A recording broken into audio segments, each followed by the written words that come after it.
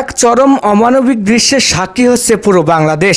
প্রধান উপদেষ্টার বাসভবন যমুনার সামনে আজ কেবল বিচারহীনতা নয়, শুরু হয়েছে এক নিষ্ঠুর আচরণ। শহীদ ওসমান হাদী হত্যার বিচারের দাবিতে অবস্থানরত ইনকিলাব মঞ্চ ও শহীদের 10 মাসের শিশু সহ পরিবারের কাছে পৌঁছতে দেওয়া হচ্ছে না কোনো খাবার বা পানি। চারপাশ থেকে শত শত পুলিশ ও বিভিন্ন বাহিনীর সদস্যরা তাদের অবরুদ্ধ করে রেখেছে। কিন্তু এই মৃত্যুঞ্জয়ী তৃষ্ণার মাঝেও দমে যাননি ইনকিলাব মঞ্চের সদস্য সচিব আব্দুল্লাহ আল জাবের।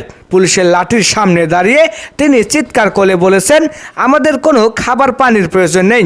হাদী হত্যার বিচারের চেয়ে বড় তৃষ্ণা আমাদের মাঝে আর কিছুই হতে পারে না। কেন এক শহীদ পরিবারের ওপর এই অবরোধ? ডক্টর ইউনূসের বাসভবনের সামনে কেন এই নিষ্ঠুরতা? বিস্তারিত থাকছে আমাদের আজকের বিশেষ প্রতিবেদনে। দর্শক, শুক্রবার রাত যমুনার সামনে রাস্তাটি এখন এক অবরুদ্ধ দুর্গ। সেখানে বসে আছেন ইনকিলাব মঞ্চের সদস্য সচিব আব্দুল্লাহ আল জাবের, ফাতিমা তাসনিম ঝুমা এবং 10 মাসের শিশু সহ শহীদ ওসমান হাদীর বিধবা স্ত্রী।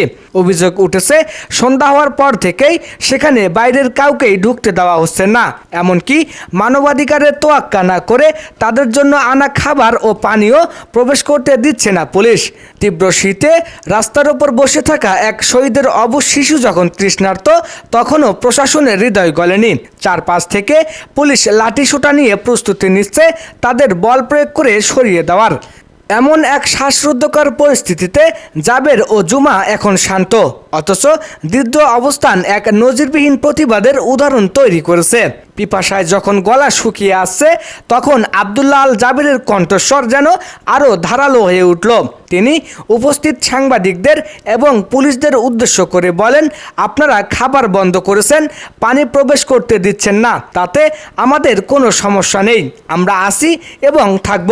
মনে রাখবেন, শহীদ ওসমান হাদী হত্যার বিচারের জন্য আমাদের যে পিপাসা, তার চেয়ে বড় তৃষ্ণা আমাদের অন্য কিছুতেই নেই। মনে রাখবেন, শহীদ ওসমান হাদীর হত্যার বিচারের জন্য আমাদের যে পিপাসা, তার চেয়ে বড় তৃষ্ণা আমাদের অন্য কিছুতে নেই।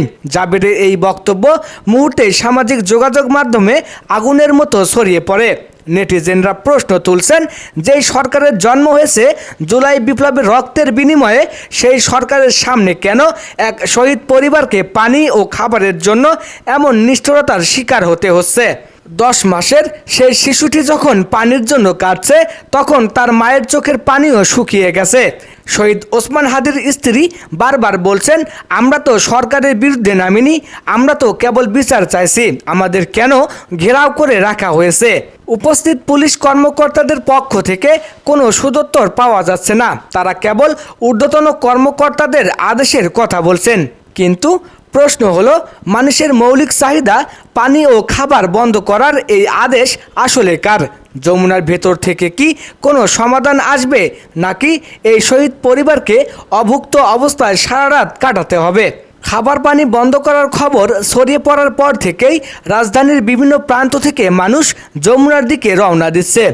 ইনকিলাব মঞ্চের নেতাকর্মীরা হুঁশিয়ারি দিয়েছেন, যদি অবিলম্বে অবরোধ তুলে নেওয়া না হয় এবং জাতিসংঘ তদন্তের বিষয়ে ঘোষণা না আসে, তবে এই অবরোধের আগুন সারা দেশে ছড়িয়ে পড়বে। জাবেরের সেই বিচারের তৃষ্ণা এখন কেবল ইনকিলাবের নয়, পুরো বাংলাদেশের তৃষ্ণায় পরিণত হয়েছে। তো দর্শক, এক শহীদ পরিবার ও একটি 10 মাসের শিশুর জন্য খাবার পানি বন্ধ করা এই লজ্জা কার? আব্দুল্লাহ আল জাবেরের সেই তেজস্বী উক্তিতে কি প্রশাসনের ঘুম ভাঙবে? সরকার কি শেষ পর্যন্ত হাদী হত্যার বিচার জাতিসংঘের হাতে ছেড়ে দেবে? আপনার কি মনে হয়, এই অমানবিক আচরণের বিচার কার কাছে চাইবে দেশ? আপনার মূল্যবান মতামত আমাদের কমেন্ট বক্সে লিখে জানান। যমুনার সামনের এই রুদ্ধশ্বাস পরিস্থিতির প্রতিটি আপডেট পেতে আমাদের সাথেই থাকুন। ধন্যবাদ।